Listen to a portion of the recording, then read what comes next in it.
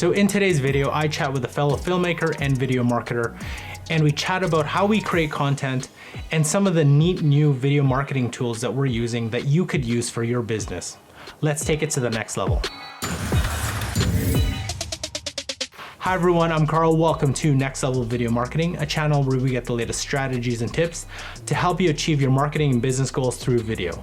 Now remember, if this is your first time on the channel and you want to get the latest strategies to maximize the impact of your marketing videos, hit the subscription button below, hit the little notification bell so you don't miss anything. So today I just wanted to share with you my discussion with Miguel Bautista from Bautista Media, and we talk about how we create content and some of the tools that we're using, and he's actually shown me some of the really interesting tools that you could use for your business.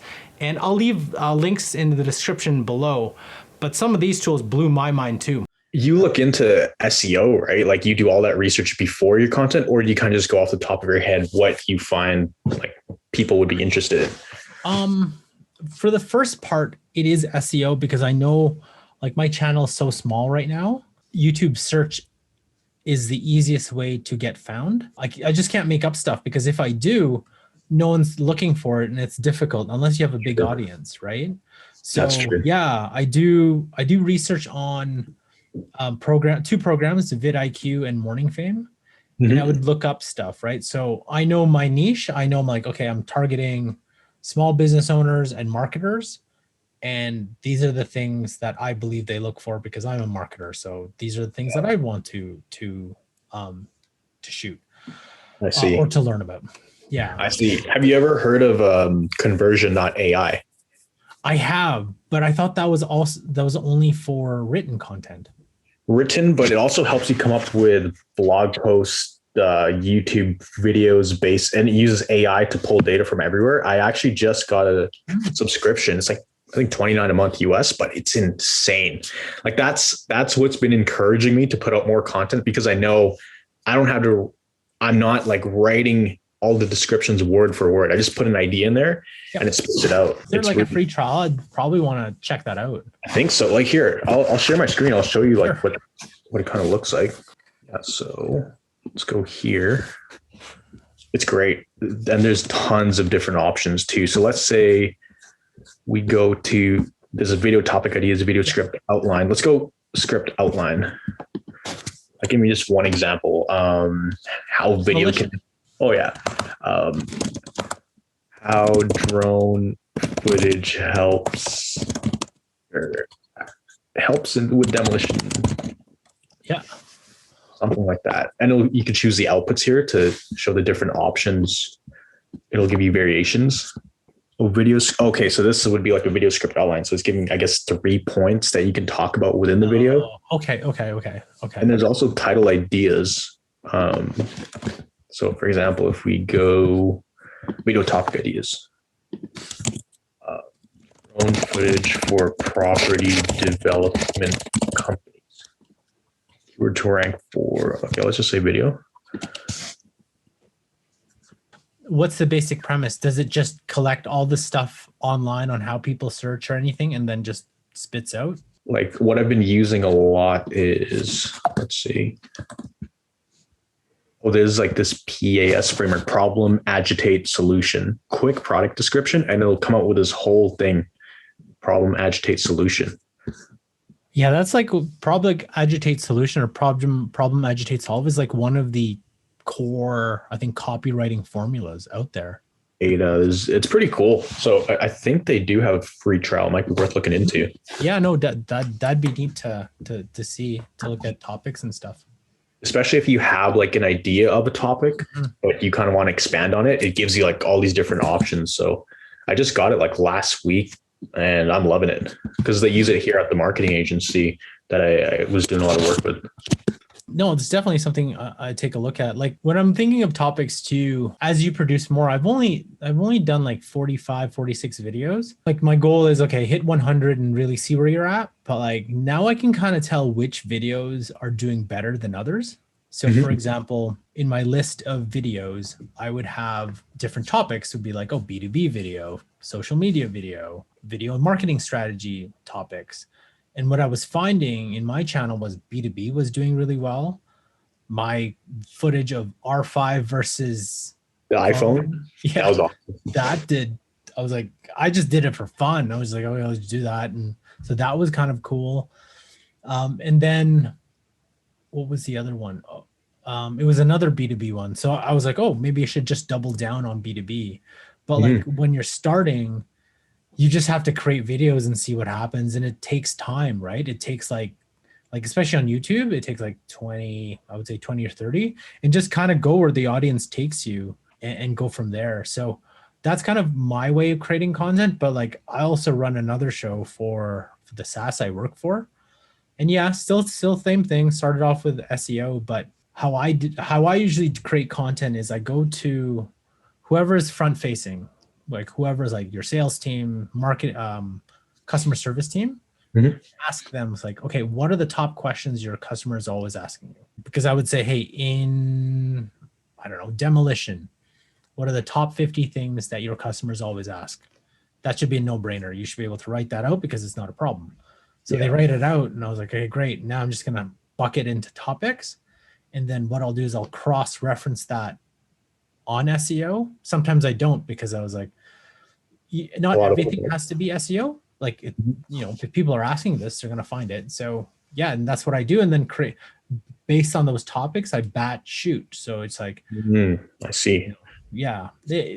But if I do it for myself, that's kind of the same process. So like, what are the top questions that marketers and small business owners want to know about video marketing? And then here are the list of questions, cross-reference it, and then start creating content.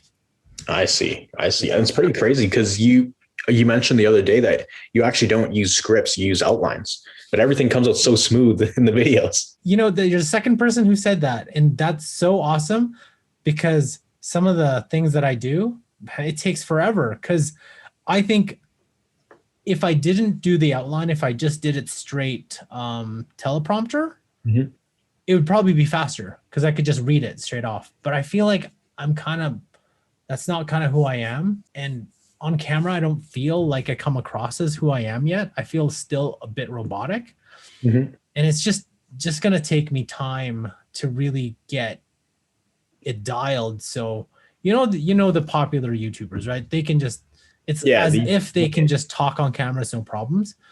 What I found, it's like, it's hard to do that. You have to do it so many times. You have to, it's like any skill. Like you have to do it like 10,000 times. So yeah, it sounds smooth, but I'm like, if you actually did it behind the scenes, I would repeat lines like 4 or 5 times, and it may sound good, but it doesn't sound good in my head. Oh yeah. And then you just mix all the clips together, all these bits and pieces, and then to kind of blend them together, you probably put like B-roll over the kind of. So I have like an outline. So I'll be like, okay, this is the topic. Here's my standard intro. This is my hook. So it's like, in today's video, blah, blah, blah. And then I go into, I learned like, you got to put a little bit of a story in there. It's like, why are you telling about this? And it may be 1 sentence or 2 sentences, but you have to have some sort of way to relate. And then you go into your topics. And then what I do is I used to have this computer in front of me. I just use my phone now, and I have just notes. And then I would look at the notes, look at the camera, read a section, or like deliver a section, stop, and then go. Like I would just go down the line, and that would be it. I wouldn't really need to. Sometimes I try to memorize. Sometimes I just go off script and just go through it. Yeah, I see. And where are you finding like the most success with your content? I mean, YouTube is probably like a more long-term play kind of thing, but how are you finding LinkedIn? For me, that's the big play. Is LinkedIn is where my audience is going to be. I know they're going to be there. So it's funny because like some of my text posts do way better, like reach more people, but text posts can be deceiving because you're like, oh, it reached 4,000 people or 2,000 people, but it actually didn't. It just, people were just scrolling and it happened to cross their scroll. So you don't know if they actually stuck on it. But with video, you know that they actually started watching for, I don't know, 10 seconds at the minimum? Yeah, something. So if I got 50 people who watched it 10 seconds, I'd rather have that than 1,000 people who just just scrolled past what I was writing about. Yeah. So, Yeah. and it's growing, but it's taken a long time though, for sure. Yeah. Cause I'm finding, cause I've been on Instagram for the longest time ever. I really only started looking at LinkedIn and really focusing on it like in the past 2 weeks. Mm-hmm. And what I'm finding is that the content on Instagram, it's not really gaining as much traction. The stuff that really pops on Instagram is a fun, crazy edit stuff. And it totally makes sense because I guess that's what people on that platform want to see. So I'm thinking of just double downing on Instagram in terms of like creativity stuff and all the crazy edits, not worrying about having to keep it super professional and all that. And then just, making sure the LinkedIn is very professional because I have so much content sitting there, but that I don't really release because I'm like, okay, if I put this content out, I don't really want to draw those people in because I don't really want to do those kind of videos anymore. But it's almost like, yes, that's right. I don't want to put any more real estate or interview videos because what's going to happen is people are like, oh, that's really good. I was like, I didn't want to do that. These are fun, man. Like the sick haircut videos. And so I'm like hesitant to put them up. Which is, I guess it's a good problem to have. Like when I was starting out, I would love that. I'd shoot anything and everything and post everything. Yeah. Get any gig available. Yeah. But now I'm like a lot more selective. So I'm like hesitant to put stuff on Instagram now. Everyone keeps telling me, and I dabbled in it in a bit. It's just, I don't have time to create all this different content is TikTok. Cause I know TikTok is just blows people's like content up. But you have to create content all the time. From what I hear, it's like 2 or 3 or 4 TikToks a day. Yeah. I was like, I don't have time to edit. I know you just, turn the phone around and go, but I'm like, I already am busy. I'm like, I just rather just stick to one channel or 2 and then just ride those out rather than try to be everywhere and just kill my time. Yeah. Yeah. And I've been thinking about TikTok for the longest time, but I'm like, what do I want to be known for? Like, I have all these crazy ideas of making sick edits like we see other people make, but it's like, okay, let's say it does blow up. Do I really want to do that for that and do all of them? Yeah. So it's like what do I want to be known as on TikTok? Right. Like, I like the people. Do you notice the people who are like, the cooking folks? Man, I love them. Because I was like, oh, I gotta check that. Yeah. Or like the fitness ones, obviously, the stretching ones, anything related to health, your body, your like those ones, I can tell. But then there's some people who are doing really well with like financial advice. Mm-hmm. But I was like, and I tried to do a couple and they did well. It's just another thing for me to do. It's just, I have to record this. I have to edit this. And it's like, oh, it'll take me 10 minutes. I'm like, no, it won't. It'll take me 20, 25, 30 because I want to do all the stupid things. And I'm like, this is taking too long. Yeah. I think in the filming community or video community, a lot of what really blows up on TikTok is behind the scenes videos as well. Yeah. So now I'm trying to take more behind the scenes stuff or just slapping on a GoPro to my gimbal or something whenever I'm filming. And I'm like, I have a huge folder full of projects. I'm like, oh man, I have to sit down and like sort through all of it and like sync the clips together to show the behind the scenes. It is a lot of work. Yeah. TikTok. So, who I saw, do you follow Brandon Lee? Oh yeah. He does a lot of iPhone stuff, right? He does kind of, he does a lot. Last couple of weeks last couple of videos he's done a lot of like behind the scenes of like, he's done these really cool gimbal movements because he's a filmmaker. Yeah. I saw him. He's put that new, is that an Insta? I don't know what it is. It's like, was it the 360 cam? No, it's a smaller one. It's like tiny white little, and he stuck it on his cap. So like the video would show one scene of him using the gimbal. So he has his hat down and then other people have put it here and then they can see like what you're doing as well. But behind the scenes, I'm like, isn't that tough? Because you'll have to do your stuff and then you'll have to have another camera rolling while you're doing it. And then you're going to have to go back and explain what you're doing.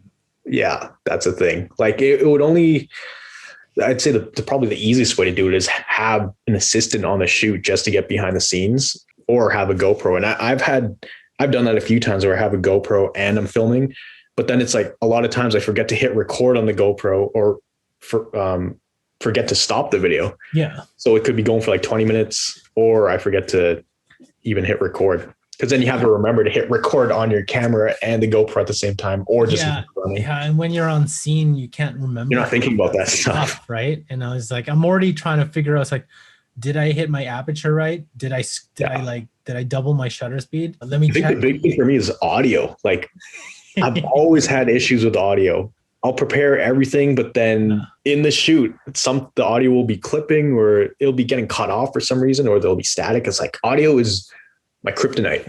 So I've been really trying to learn that. I'm so happy that I got the C70 because they have the audio jack built in. And you know how, like, because that was what I was doing with the R5 when I was shooting interviews, is you have to have an external recorder, right? Yeah. External recorder, and you have to remember that. And there's another thing you have to remember. Yeah.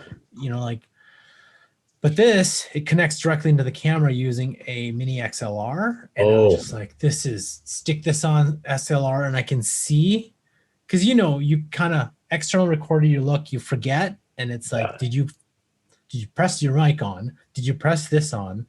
Are the batteries running out? Yeah. Where's the batteries? It's huge. Batteries are the worst. And then, like, I forgot to turn it on. Now I have like the camera audio, which is terrible. And so then you hear it switch to the camera. And you can hear it. I'm like, do you use Crumple Pop? No. It's an echo remover. Sorry. So going back to your question of how I create videos. Yeah. So mostly through, that question and answer. Then I do some SEO research using some tools. But sometimes I get stuck, right? So I was like, okay, what am I gonna, like today, what am I gonna record on? Or I'm always like, oh, can I redo some of the stuff that I originally did? And it's hard in my niche because I don't want to start doing camera videos, like, oh, how to, what the frame rates are, or like I don't want to do that. I want to do video marketing. So like, how do I keep to that without delving into like all the camera and like filmmaking stuff too? So it's kind of trying to make sure that there's that fine line that I don't go delve into. Yeah, that makes sense. And so when you're coming up with all this content, I guess for people who don't even know where to start with it, do you have some kind of like workflow that you use? Because I use Notion and I have like ideas, or have a column for ideas, then scripts written out, then ready for filming, then filmed ready for editing, and then the review, and then ready to post. But like, how do you organize like which stuff you're going to do, or what stage it's in, or all that stuff? You have a much more complex and more organized workflow than I do. My workflow is literally go to Evernote, write down a bunch of questions that I want to answer, put them into batches, and then create another note, put that topic in, and start making notes on it. So how I would do is, like, let's say I pick the topic on difference between Facebook video and LinkedIn video. Let's say that's the topic. What I would do then is I would open a new note, and then 2 parts. I would go to YouTube to see if there's anyone who's like, what kind of videos, how have they done it? That's part 1. Then I go to Google itself and like, how have other people written about this? And then look at that. And then I'd make notes on either, and then put my thoughts in. And so I'd have like this big note, this sheet of notes. Then I would just break it up. It's like, okay, well, this is part 1, this is part 2, this is part 3, this is what I want to talk about. Sometimes I would do it into a series. So it's like, oh, I can't cover this all in one video. Oh, I see. I'm going to do 2 parts. Those actually work because it's like part 1, part 2, part 3 of LinkedIn versus Facebook video. Here's pros, advantages, and how you should decide. So it'd be those 3. And then it'd be very formulaic. It's like, okay, I need a hook. I need a quick story, and then I talk about the topic, and I do the outro, and that'd be 1 done. And then I do it again. Then I do it again. Then I have 3 videos that's all set. Ideally, you should try to do, take a Saturday and bang out like 2 or 3. But I think I need to adjust this. The process that I go through after I do 1 video, my mind is shot because I'm like, you have to be on like 100% thinking, right? Yeah. And when I'm not on, it's like, okay, my mind just wants to like not do it. But yeah, when the camera's on, you have to be on. And I think that's what I'm trying to, I don't want to be on. I just want to be myself. And I'm trying to get that level. But it's hard to, when the camera is pointing at you, it's hard to be yourself. Like it's hard to be your true self. I still to this day, I'm very envious of like, some of those content creators who can just like, they can just deliver it as if like you're talking to a person, right? Yeah. I think the biggest thing with people like us, like if there's a conversation back and forth, we're totally fine. But when you're talking to a camera and no one's talking back to you or answering your questions, in your mind, you're like, okay, well, what do I say next? Because we're used to like responding to stuff or some kind of stimulus. Yeah. Especially when you hear that record button go like, dude, then it's like, whoa, pressure's on, right? Yeah. Like even this conversation, we're just having a conversation, but if I'm actually doing it in a setting, right? It's like when I did Home Buyer School or when I'm doing the new social impact show, I'm on. And then here I am trying to write questions. And what's hard is the other person, the guest, it's so easy for them because all they're doing is, they're the expert, they're talking. Yeah. I'm like, okay, it used to be easy because I used to have like a production guy to actually do this stuff. Mm-hmm. Here I am, I'm like, okay, is my screen recording, the camera recording, is like my Ninja, okay, did my screensaver go on? Is this go on? I was like, and then now I can kind of relax because I'm like, I know who's editing this is like, we have an agency. I'm like, I'm taking drinks of water. Sometimes I'm paying attention, but I'm also paying attention to everything around, just making sure it's like, okay, it's good. And then, making sure that everything's recording, right? It's like GarageBand is recording. This is recording. Screen's recording. My two audio sources are recording. Literally like a flight checklist. Because you just goes wrong. Yeah. One thing goes wrong, it could mess up like the whole thing, right? But that's okay because we can always have post-production. So I was like, okay, I can fix that in post. I can fix that in post. I was like, I'm drinking water. Oops, I fell down. Oh, I fix that in post. And then my buddy's like, Carl, you gotta stop like drinking water. You gotta stop looking around. You gotta stop like doing all the stupid stuff because what we want to do is like, it just can't be on one person. Sometimes we want two people. But he can't give me on two people when I'm drinking water. I'm scratching my head. I'm like, doing all the stupid movements. But I know that he'll cut that out. I can't sit still. You just need to rely. It's hard. Your Instagram videos, when you're creating the, your behind the scenes or how to's, how do you go about doing yours? Actually, I have a whole Notion board. Notion is like my best friend. I could even show you. I heard about that. Danny Gervitz on YouTube was talking about that. It's freaking awesome. Let's go marketing. Here's a quick tip. You probably know this. So when I heard about him using motion, what he would do is let's say he was doing a shoot. He did a short film on cycling. So he looked up a whole bunch of cycling documentaries. And what he would do is he would screen capture scenes that he found inspiring. He'd screen capture them, putting into Notion, and he'd have a folder called shots that I want to take when I'm shooting my short film. And it would just be a screen grab of like guy's hand on bike or a specific angle or like top downs. Like, oh, these are cool. I'm like, I want to, and then what he would do is he'd look at all the screen captions. Like he wants to make sure he gets those specific shots into his, I was like, oh, that is such a good idea. Yeah. It's so simple, but now that I think of it, it's genius. Yeah. That is genius to create some kind of mood board. Right. And like, it's already been done. It's been proven. You see what it looks like within a video. It's like, for exple, video topic ideas for business owners. I'll have the different topics here, like automatic. God, I got to do this. My Evernote's terrible. Yeah, because you see everything in one place. I have like the title, the pattern interrupt, the hook. Jeez, you even have the pattern interrupt in there. Yeah.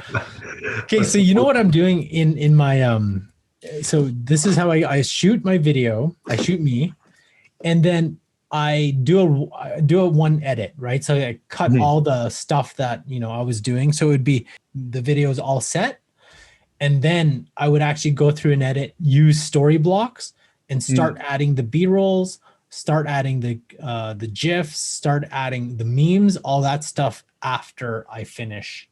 I see. Yeah, that's my workflow. That's why it takes me at least 3 days to edit one video. Well, it's just because I'm like, first edit, pass. Then the second edit would be, the second and third days would just be adding like B-roll and stuff like that. Yeah, that's what I found helpful. Like with my talking stuff, the first thing I'll do is I'll literally open up Final Cut Pro, and then I'll only look at the audio waves because I know there's going to be some screw ups and some blanks. Oh, you don't even look at yourself. You just look at audio?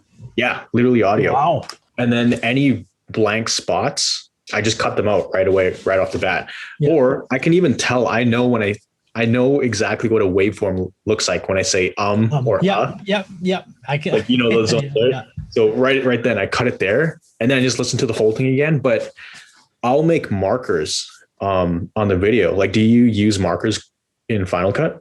All the time. Those are like my best friends, because I'm like, this is where I need to put this. This is where I need to put this. This is where I need to cut. Like my two, it's like I and O are my two favorite buttons. I-O delete. I-O delete. That's it. Yeah. Because I'll go through and I have 3 different markers I'll use. So one is just TX for text.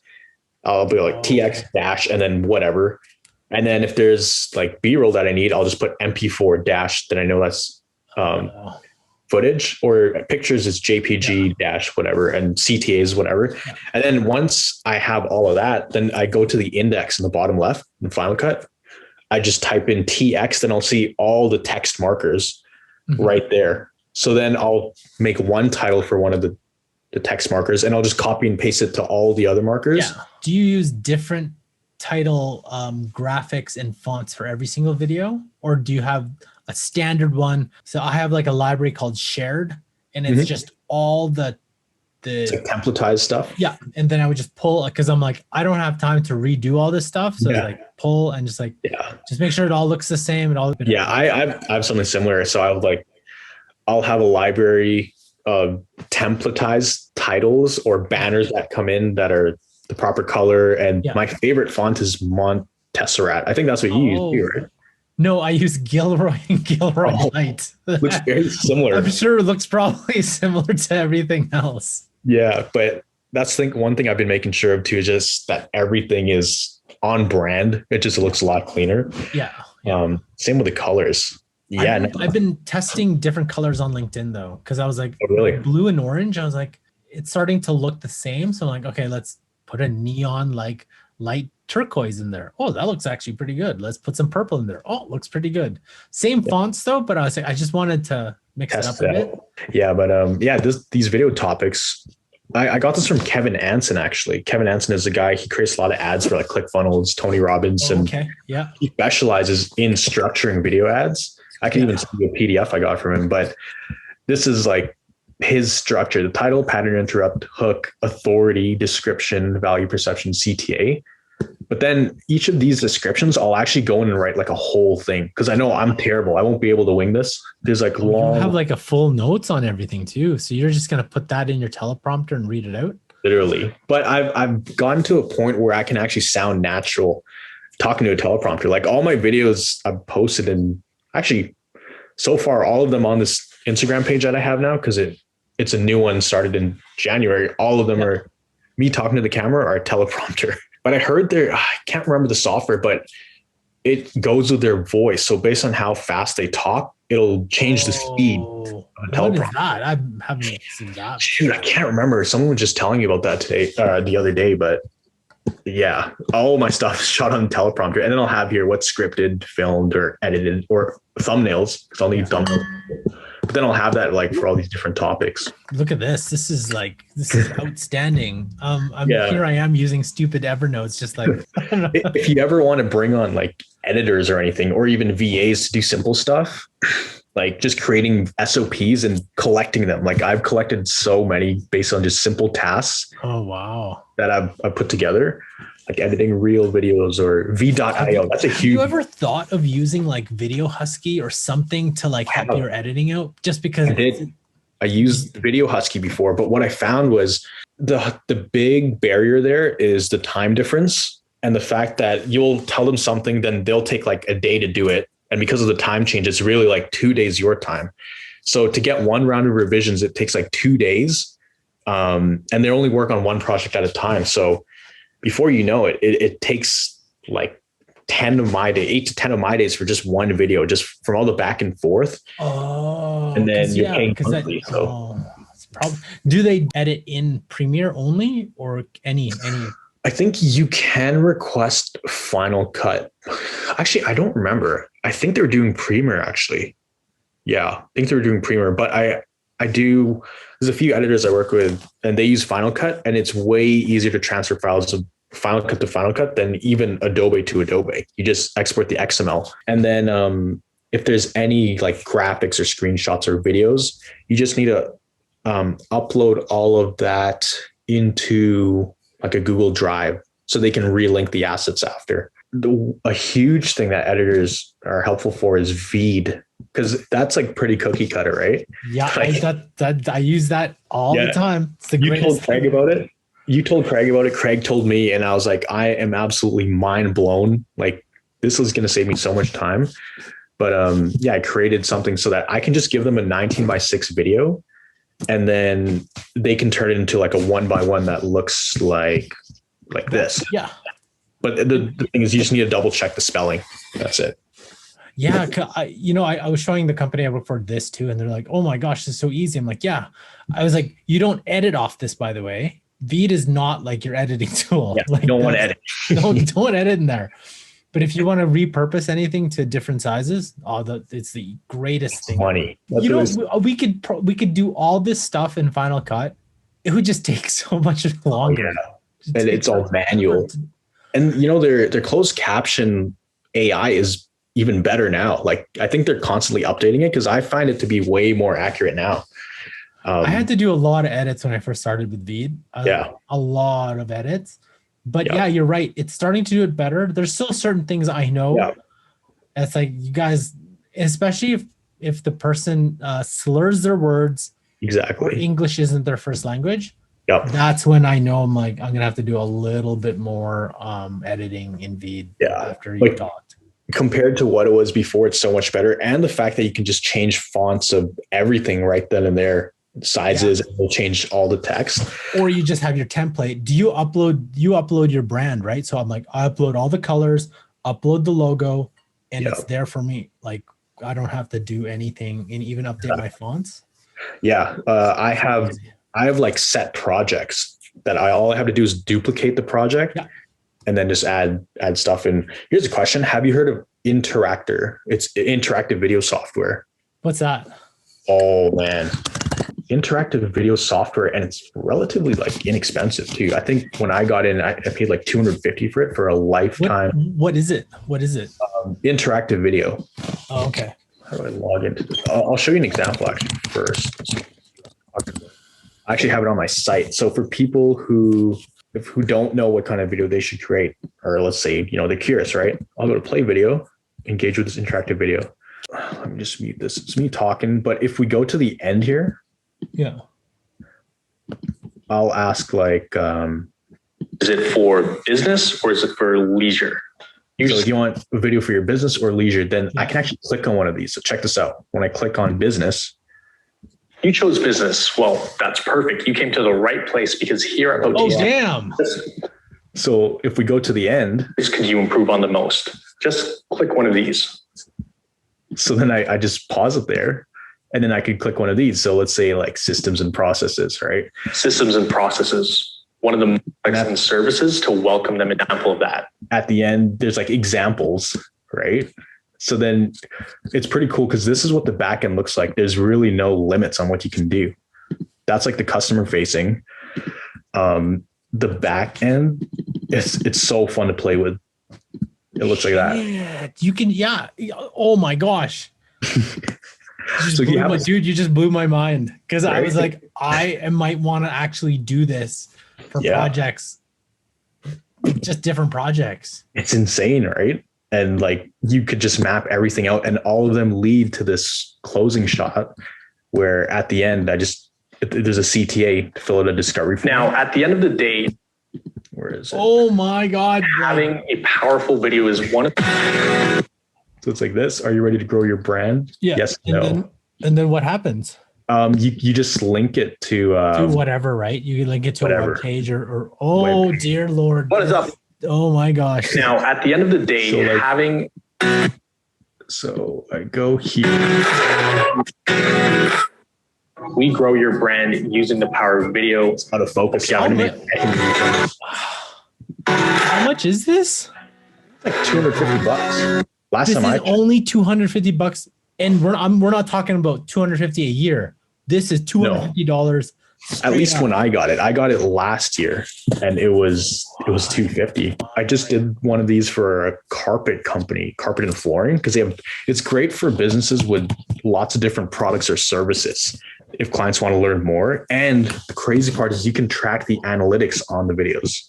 Yeah, I wonder how much it is now. And it also comes with templates too for different industries, like if it's a barber shop or whatever. There's also a way to integrate the Facebook pixel with these videos.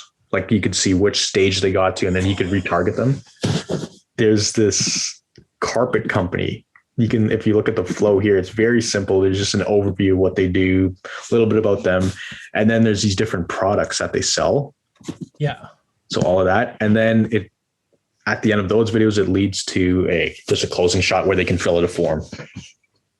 But it's one of those things you sell a client an interactive video system, and they're like, whoa, that's insane. That's crazy. You're like, yeah, I have a software to do that. How has it been for you though? How are you using it? I'm using it when people want to learn more about the different kind of videos I can do. I've tried to tailor it so that like it's more, I put a lot more corporate stuff into it now. And also the fact that there's like internal videos that they realize, oh, it's not just customer facing stuff. It helps your business like be optimized better. Yeah. So when people aren't sure what they want to do, but they see all my stuff and they're like, wow, you really know what you're doing, but I don't know, we want to do videos. We're not really sure. I'm like, boom, well, perfect. Here, watch this video. It might help you understand, or might help spark some ideas. It feels super sick, like putting everything together. Like, look at that. Look at that beautiful web. And I use it. It's really good for qualifying too. So if someone is like, yeah, we really want to do a video, we're not sure. So I send them this and it's like, oh, it's not even for business, it's for leisure. Then it's like, okay, well, message me back and we can talk more details, but we work on mostly business stuff. Or if it's for business stuff, it shows that they actually have an idea of what they want to do. Yeah. So it's really good for qualifying as well. Yeah, no, because I was like, okay, if you're a business, and any business, doesn't matter whatever it is, and I put this video on my, like, let's say homepage, you can build it into the entire like animated work video or whatever, and just like, oh, tell me what you want, and then what's the next video, and then what's the next video, and then what's the next video. And the great thing is they can choose too. So it like, just like the name, it's very interactive. They're choosing to go down this path, which means they're actually engaged in the video. Your video still has to make sense, right? So like, your video still has to be good. Like it can't be shitty. So yeah, it's like a mini little funnel within a video.